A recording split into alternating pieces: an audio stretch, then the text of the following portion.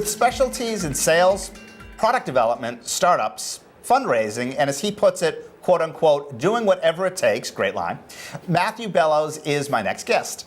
He has over 20 years of work experience, much of which has been spent developing companies or advising them.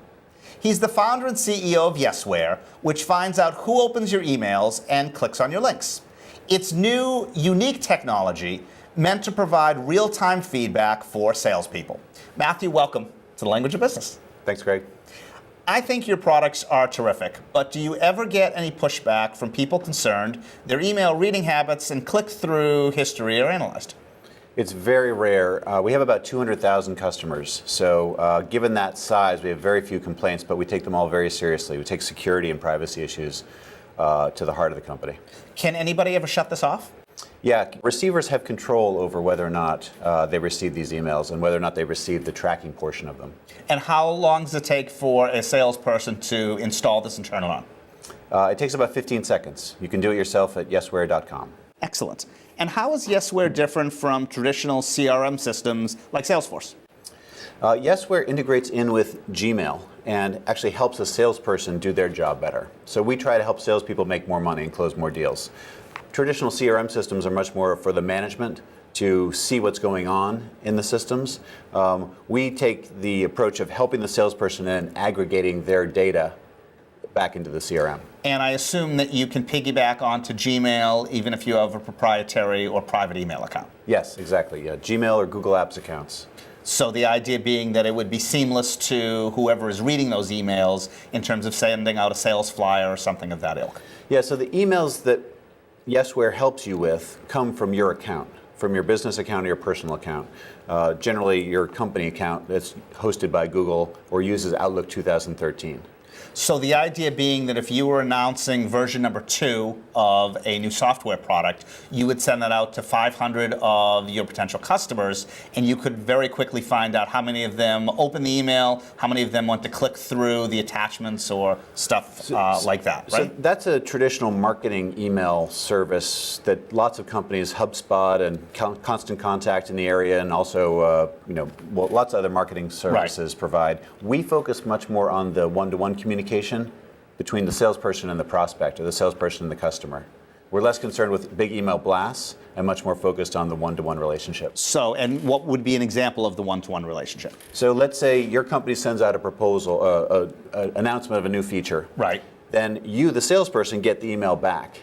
Then you want to send me a note to say, hey, are you interested in this? Here's how it could work, a proposal about how my particular company could use your software. We have a relationship. I write you back, you write me back. I ask you a question, you would give me the answer quickly, etc. Makes perfect sense. So I know Yesware is not only your third startup, but also one that features a similar founding team. Is that because success breeds success? Well, partly, I hope that's true anyway. Right. But that's really because Cashman and I have been through the startup ringer together. This is Cashman Andrews. Cashman Andrews is co-founder and CTO of Yesware. And we started a business back in 2001 called Wireless Gaming Review.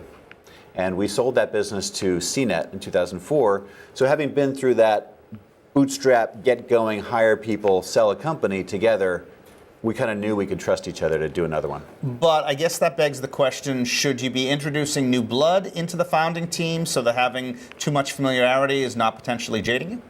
We actually did introduce a third co-founder at the start of the business called a gentleman named Rajat Bhargavat. And he is a serial entrepreneur, went to MIT and started several businesses here, and has been really helpful in terms of scaling our business. And is also providing a fresh perspective for you and Cashman. Exactly. And then I got to say, the management team that has joined Yesware since also keeps us on our toes. But after all of these years of working together, how do you evaluate one another? The process of evaluating co-founders and management team at a startup, as you've said in the previous episodes, is really more ad hoc and more real time than at a bigger company where there's review cycles and paperwork to fill out. It's much more of a sense of how's it working right now? How did it work yesterday? In the here and now. How did it work? How's it going to work next week? Because the time frames are so compressed. So the thing about this founding team, and particularly the management team we've built up recently, is that we all are pushing each other to be better. And that is, in effect, the sort of drive that makes us all improve. So are you able to ask each other to change your work habits, or with 3 founders, is it so small that, frankly, replacing one of them, even buying them out, might be a more effective option? That would be the last resort. And I think with the founding team and with the management team we've got assembled, that's not really the approach. The approach is really like, how do we help each other get better?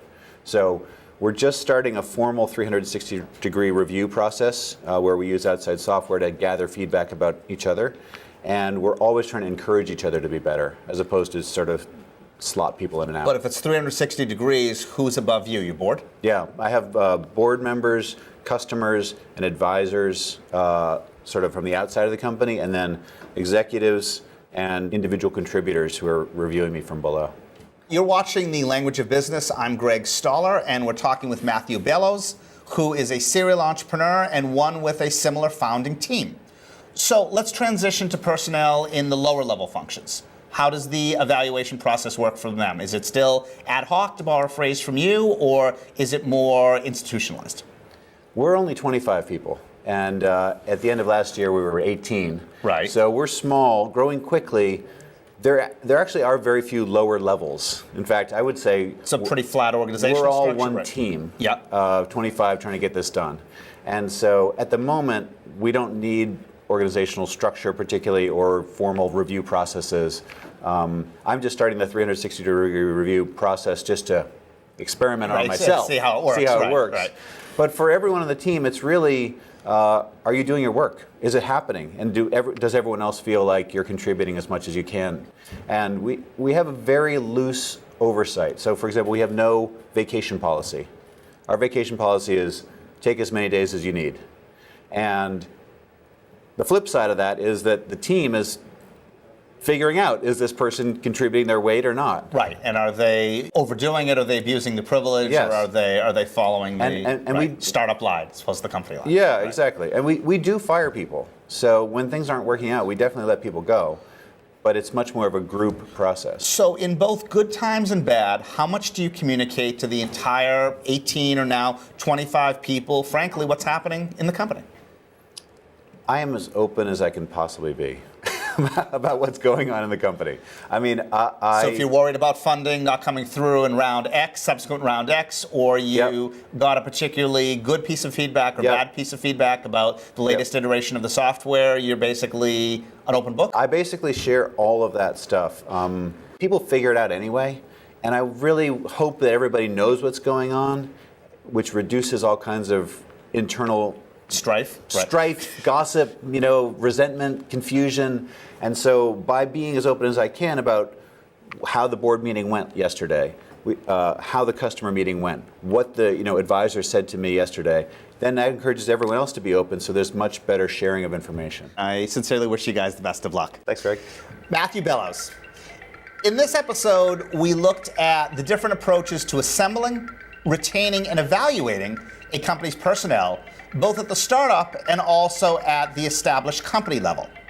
Next time on The Language of Business, we'll look at building a strong sales team, still in the organizational section of the business plan. I'm Greg Stoller, and thank you for watching The Language of Business.